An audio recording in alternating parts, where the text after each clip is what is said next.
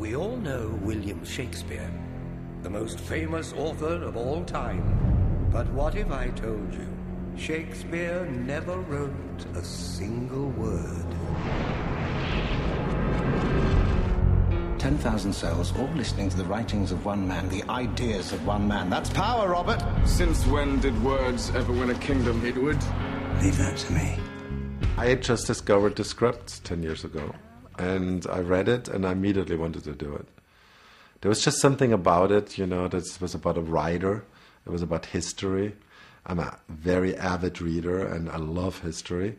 So that was the, and then on top of it, that there's this problem, you know, the most famous writer we know, you know, maybe was not the guy who wrote it, and that's a great story.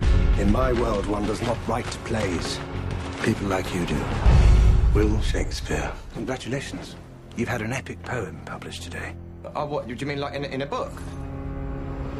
My only theory was that no one really knows who wrote them, so and the evidence presented to us by the Stratfordian school is to say the least very slim.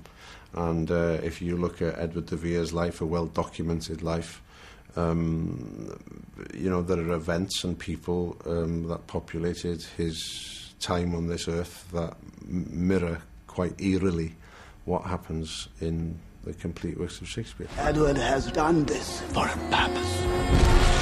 Words will prevail with the listener.